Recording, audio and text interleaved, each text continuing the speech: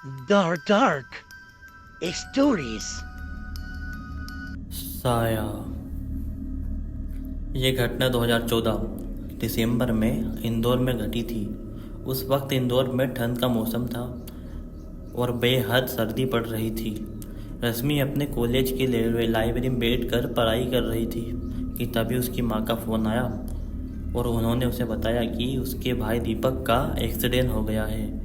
उन्होंने फ़ोन पर कहा कि दीपक की बाइक एक गाड़ी से टकरा गई है और वो बहुत जख्मी हालत में है। रश्मि की मां ने उसे फ़ौरन हॉस्पिटल बुला लिया।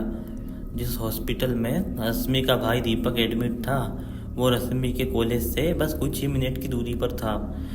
वो बिना कुछ सोचे घबराई हुई हॉस्पिटल की तरफ निकल गई।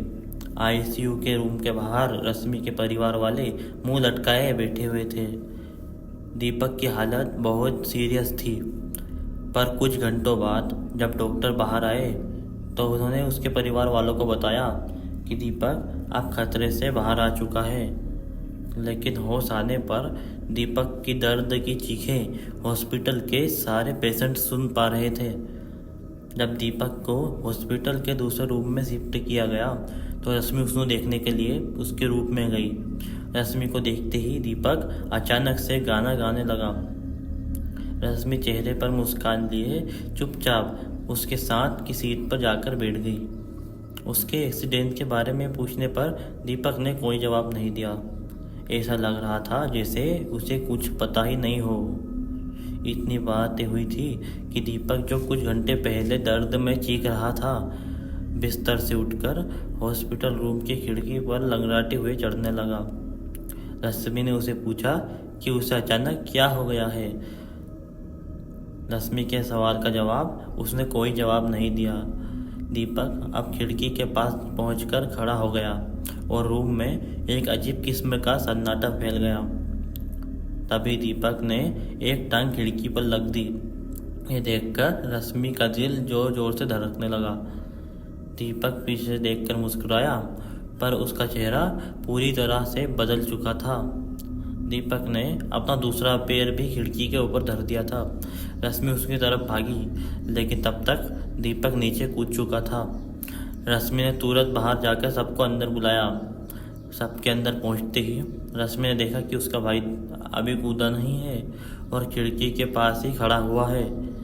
यह देखकर रश्मि हैरान हो गई, लेकिन उसके छोटे भाई दीपक की आवाज़ बदलने लगी और वह अजीब तरीके से झटपटाने लगा। ये नॉर्मल नहीं था, मानो जैसे कोई उससे कंट्रोल कर रहा था।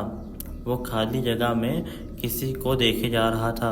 ऐसा लग रहा था कि दीपक पर किसी का साया आ चुका है। शाम को दीपक लगातार बड़बड़ाता रहा कि अगर वो हॉस्पिटल में ज़्यादा देर तक रहा तो जल्द ही कोई उसे मार देगा। डॉक्टर्स की इंजेक्शन देने पर भी वो सो नहीं रहा था। दीपक की हालत अब और ख़राब होती जा रही थी। रश्मि की माँ अपने बेटे को ऐसी हालत में देखकर घबरा गई और उसे डिस्चार्ज करवा के वापस घर ले गई। करीब 10 घंटे सोने के बाद जब दीपक वह अपने घर में उठा तो वो दोबारा अजीब ढंग से बर्ताव करने लगा। वो घंटों रूम की खिड़की के बाहर बैठकर रोते हुए किसी को देखकर हिचकिचा रहा था। रश्मि ने उसे पूछना चाहा कि वो किसे देख रहा है। दीपक ने गिरते हुए आंसुओं के साथ अपनी उंगली से एक जगह इशारा करके दिखाया। उसकी उंगली के सामने उनकी माँ खड़ी हुई थी। दीपक का हाथ अपनी तरफ देखकर उसकी माँ भी डर गई, पर यह किसी को नहीं पता था कि दीपक अपनी माँ को पीछे की तरफ इशारा कर रहा था। दीपक को अपनी माँ के पीछे किसी औरत का साया नजर आ रहा था। वो धीरे से रश्मि के कान में बोला कि वो मुझे लेने आई है। वो ये सुनकर रश्मि के रोंगटे खड़े हो गए। तभी अचानक दीपक वहाँ से उठा और भागकर किचन के सिंक के नीचे जाकर बैठ गया। किचन के अंधेरे में वो जोर जोर से हंसने लगा। रश्मि भी उसके पीछे पीछे गई और उसने घबराते हुए अपने भाई से पूछना शुरू कर दिया कि वो किसके बारे में बात कर रहा है और इतने अजीब ढंग से क्यों हंस रहा है। दीपक ने धीरे से कहा, मैं नहीं हंस रहा, वो हंस रही है। पूरा परिवार ये सुन रहा था। सब बेहद डर गए थे। दीपक की माँ ने उसे नींद की गोली दी और अपने साथ ही सुला लिया। उस रात रश्मि भी अपनी माँ के बेडरूम में सोई गई थी। आधी रात रश्मि की नींद अचानक ही खुल गई। धीरे से उसने अपने पैर पर किसी के हाथ महसूस हुए और कोई उसे पैर रस्सी से बांध रहा था। वो कोई और नहीं बल्कि दीपक ही था। रश्मि कैसे न कैसे खुद को छुड़ाने की कोशिश करने लगी, लेकिन तभी रश्मि ने देखा दीपक की आंखों का रंग लाल पड़ने लगा था। ऐसा लग रहा था जैसे वो दीपक की नीली आंखें रात के अंधेरे में चमक रही हैं। दीपक रश्मि के बगल में आकर लेट गया और उसे घूरने लगा। रश्मि को उसका छोटा भाई बहुत डरावना लग रहा था। तभी उसके भाई ने रश्मि के बाल पकड़ लिए और उन्हें जोर से खींचने लगा। डर के मारे पल भर के लिए रश्मि की आंखें बंद हो गई। जब उसने आंखें खोली तो दीपक कमरे में नहीं था और रश्मि के पैर भी खुले हुए थे।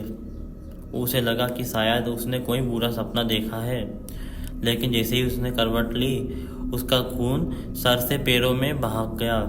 उसने एक औरत को अपने बगल में लेटा हुआ देखा। पूरे कमरे में शांति थी, पर रश्मि की एक चीख ने सबको नींद से उठा दिया। रश्मि ने जब अपने माँ बाप को बताया कि उसके साथ क्या हुआ है तो वो सुन पड़ गए। तभी उनके घर की छत से दीपक के चीखने की आवाज़ आने लगी। तीनों ने छत पर जाकर देखा तो दीपक खुद से ही रात में बातें कर रहा था। रश्मि और उसके पेरेंट्स को देखते हुए दीपक खुद की तरफ मुड़ा और उन्हें देखकर उन्हें अजीब ढंग से मुस्कुराने लगा। उसने हंसते हुए एक अजीब सी अंदाज में रश्मि से पूछा कि उसके पैर अब कैसे हैं और क्या वो भी रात में पीड़िया से मिली। ये सब सुनकर रश्मि सहम गई और सबके सामने उसका रोना छूट गया। तभी दीपक बहुत गुस्से में आ गया। उसके चेहरे ने एक भयानक रूप ले लिया था। ऐसा लग रहा था कि उस पर किसी आत्मा का साया है। उसने रश्मि को उसके बालों से पकड़कर हवा में उठा लिया। जब उनके पापा दीपक को रोकने के लिए उसके पास गए तो दीपक ने दूसरे हाथ से अपने पापा को एक जोर का झटका दिया और वो नीचे गिर पड़े। दीपक रश्मि के ऊपर बहुत जोर से चीखा और चीखते ही अचानक बेहोश हो गया और नीचे गिर गया। सुबह जब दीपक को होश आया तो अपने ही घर में एक चेयर से बंधा हुआ था। एक पंडित उसके सामने बैठा था। पंडित ने दीपक को देखकर बताया कि एक्सीडेंट की जगह से दीपक के साथ कोई और भी वापस आया था, एक औरत जो उसी रोड पर मर गई थी।